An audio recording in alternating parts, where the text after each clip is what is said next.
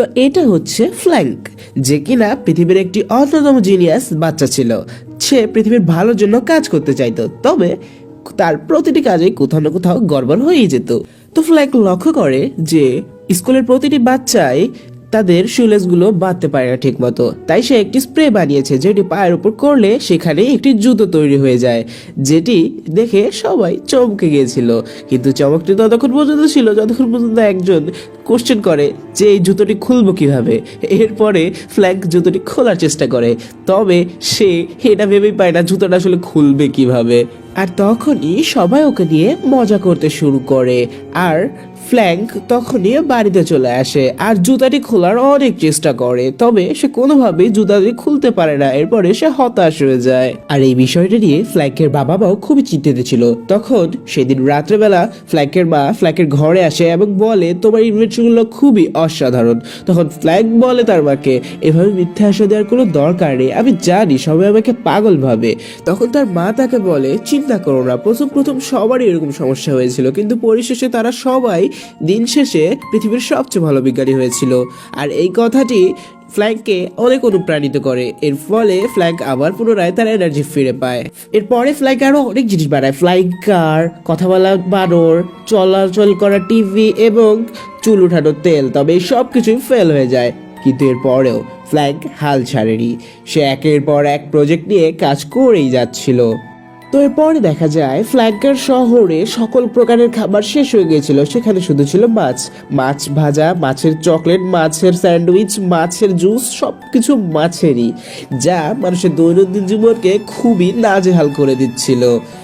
আর এর থেকে পরিত্রাণ পাওয়ার জন্য আমাদের ফ্ল্যাঙ্ক বানাচ্ছিল একটি খাবার বানানোর মেশিন, যেটি দিয়ে অনেক রকমের খাবার বানানো যাবে। আর ফ্ল্যাঙ্ক এটি তৈরিতে সক্ষম হয়ে গিয়েছিল। তবে প্রতিবারই যেটা হয় যে একটা জিনিস হওয়ার আগে আগে শেষ মুহূর্তেই নষ্ট হয়ে যায়, ঠিক তেমনই এবারও হলো। সে পুরো শহরের বিদ্যুৎকেই শেষ করে দিয়েছিল, প্রত্যেকের বাড়ির ইলেকট্রিক জিনিসগুলোই নষ্ট করে দিয়েছিল, জিনিস আর তার বাবা বুঝতে পেরেছিল। আর এরপরে তার বাবা ফ্ল্যাঙ্ককে বলে যে এসব বাদ দিয়ে দাও, তোমার এই অদ্ভুত জিনিস বানানো আমার সাথে আমার বেকারি। তো এরপরে ফ্ল্যাঙ্কের বাবা ফ্ল্যাঙ্ককে তার দোকানে রেখে দিয়ে চলে যায় শহরের একটি সেরিমনিতে, যেখানে একটি নতুন পার্ক উদ্বোধনের জন্য মেয়র এসেছিল এবং সেখানে ছিল নিউজ রিপোর্টার সহ আরো অনেকে যারা নিউজটিকে কভার করছিল পুরো পার্কের ওই অনুষ্ঠানটিকে। এরপরে সুযোগ পাওয়ার সাথে সাথে ফ্ল্যাঙ্ক তার মেশিন নিয়ে চলে যায় বৈদ্যুতিক আস্তানায়, যেখানে সে বিদ্যুৎ পেতে পারে। এবং সেখানে যাওয়ার পরে সিকিউরিটি গার্ড তাকে আটকায়, তবে সে সিকিউরিটি গার্ডকে চাকমা দিয়ে সেখানকার মেশিনটিকে চালু করে দেয়। তবে প্রচুর পরিমাণে বিদ্যুতের পাওয়ারের কারণে তার মেশিনটি সেখানেই ব্লাস্ট হয়ে যায় এবং ব্লাস্ট হওয়ার পরে সেখান থেকে বিভিন্ন রঙের কালার বেরোতে থাকে, যেটি চলে যায় সেই পার্কের ওখানেও, আর পুরো পার্কটাকেই বলতে গেলে ধ্বংস করে দেয়। তবে তার মেশিনটির পরে সেখানে থাকা একটি বড় মাছের পানির অ্যাকোরিয়ামকে ফেলে দেয়, যার ফলে কিন্তু পুরো নিউজ রিপোর্টার থেকে যারা আছে সকলেই পার্কের সেরেমনি বাদ দিয়ে ফ্ল্যাঙ্কের এক্সপেরিমেন্টটি দেখতে থাকে।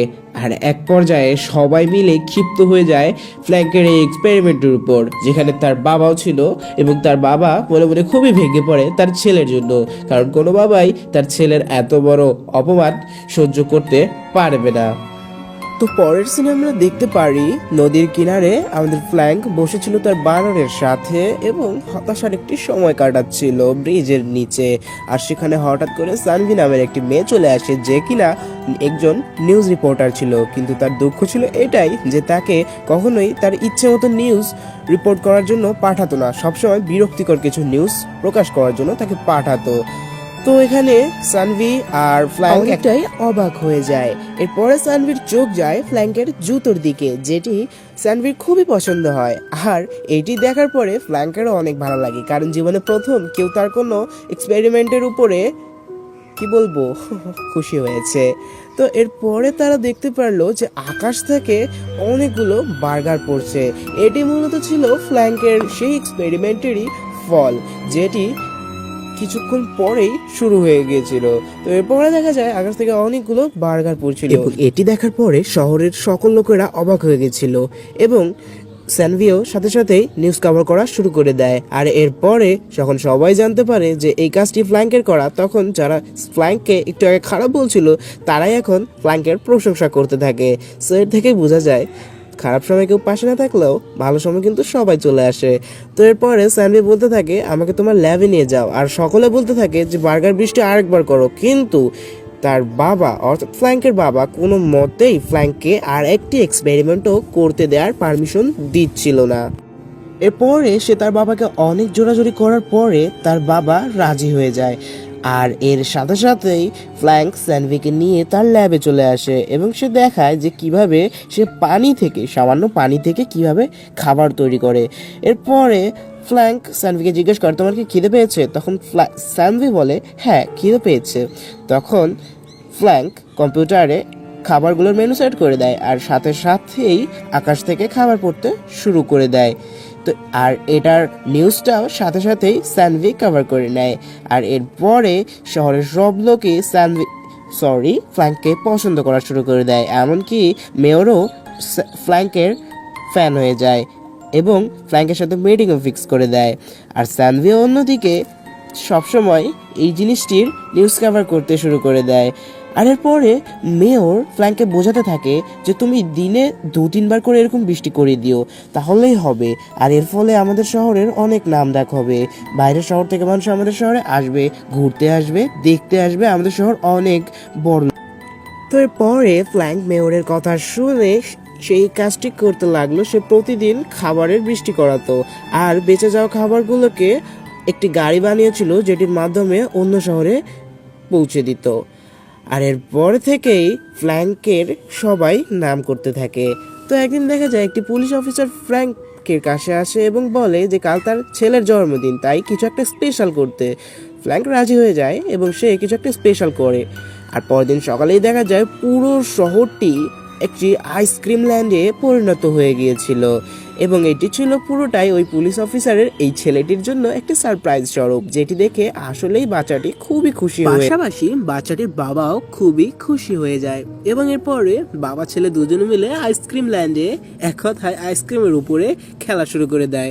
আর শুধু ওরাই নয়, পাশাপাশি অন্যান্য বাচ্চারাও খেলাধুলা শুরু করে দেয়। কিন্তু ফ্র্যাঙ্ক যে সবসময় মানুষকে হাসাতে পছন্দ করে, খুশি করাতে পছন্দ করে, আজকে সে তেমন একটা খুশি নেই, কারণ তার বাবা তার উপরে অখুশি।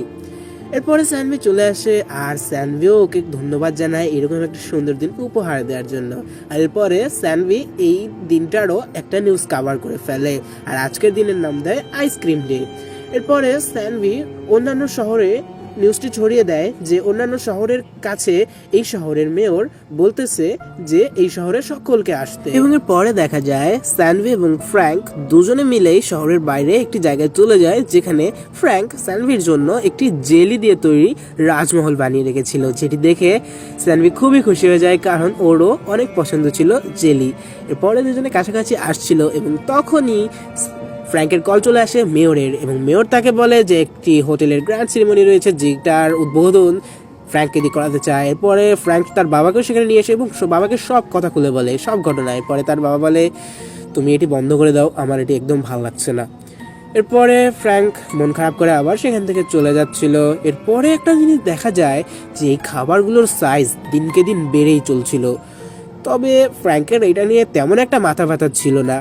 যাই হোক, সে কোনো কিছু ভাবনা চিন্তা বাদ দিয়ে সেখান থেকে চলে যায় এবং তখনই দেখতে পারে মেয়র তার কাছে এসেছে এবং মেয়রের সাইজ আকার অনেক বেশি বড় হয়ে গেছে, কারণ সে প্রচুর খাওয়া শুরু করে দিয়েছে। এরপরে ফ্র্যাঙ্ক তাকে বোঝাতে শুরু করে যে এত খাওয়াচ্ছি ঠিক না, আমাদের মনে হয় এখন বৃষ্টিটাও কম করে দাও। তো যাই হোক, মেয়র এই কথা শুনে না এবং এভাবেই চলতে থাকে। তো একদিন চলেই আসলো যেদিন টুরিস্টরা সবাই মিলে ফ্ল্যাঙ্কের শহরে চলে আসে।